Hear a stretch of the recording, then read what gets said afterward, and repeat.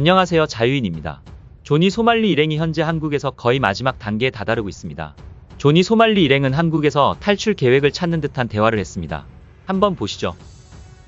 Take the train to either Jeju or Busan and catch a flight out of there where nobody I don't think. No way. At Incheon, no one's gonna attack you at the airport. No way. dude. And once you get to take an evening flight, take a flight that leaves late. Like That 11 way- p.m. Like 11 p.m. Some shit like that. Midnight, 1 a.m. Absolutely. Yep, where nobody's gonna know. And then what you do is you go live when you get to a new country, and then rinse and repeat.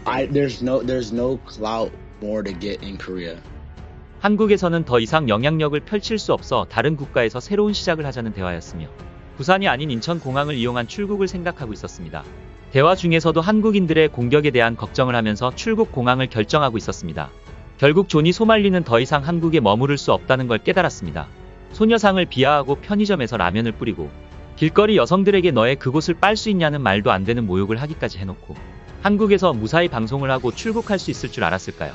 아직도 조니 소말리가 한 번만 더 처맞고 출국했으면 좋겠다는 한국인들이 많습니다. 그 이후 한국 입국 금지까지 떨어지면 한국에서의 짧은 여행은 이들에게 최악의 기억이 되겠죠. 또한 얼마 전 조니 소말리 일행으로 추정되는 사람의 SNS에 이런 글이 올라왔습니다. 새로운 소식을 원하냐? 우리는 둘 다 한국을 떠났어. 나도 소말리도 유튜브 금지 당했다. 다 끝났어. 라는 내용이었습니다. 하지만 이를 본 네티즌들은 이것이 속임수이라고 주장했습니다. 그렇다면 이렇게 추측할 수도 있습니다. 안전하게 출국하기 위해 아직 한국에 있음에도 이미 떠났다고 거짓말을 해서 한국인들의 집요한 추적을 줄이기 위함이었을 수 있다고 말이죠. 그런데 불과 몇 시간 전 조니 소말리의 인스타그램 계정에 이런 글이 올라왔습니다. 2024년 10월 29일 오후 11시 58분경에 올라온 사진입니다. 굿바이 코리아라며 북한 국기를 붙이고 옆에는 원숭이 그림을 붙였습니다. 그리고 공항 앞에서 찍은 듯한 사진을 스토리로 업로드했습니다. 그런데 아직 차에서 내리지 않은 상태이며 공항 안에서 찍은 사진도 아니며 무언가 확실히 보여준 것이 아니기 때문에 이 또한 속임수일 수 있습니다. 왜냐하면 수많은 고소 고발이 있었기 때문에 쉽게 나가기 어려울 수 있다는 것이 네티즌들의 추측이었습니다. 하지만 찾아보니 고소를 한다고 출국 금지가 자동으로 연결되는 것은 아닌 것으로 보였습니다.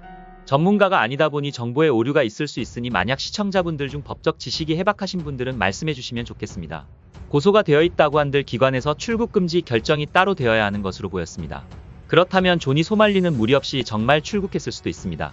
또한 그렇다면 한국인 입장에서는 정말 화가 날 수밖에 없는 상황입니다. 사실이라면 이거 뭐 국가에서 제대로 되는 게 없는 것 같은 느낌입니다. 한국에서 뭔 개짓거리를 해도 그냥 떠나면 그만이겠죠. 그런데 지난 29일 무렵 행크가 사과를 했고 조니 소말리에 대해 이야기한 영상이 업로드되었습니다.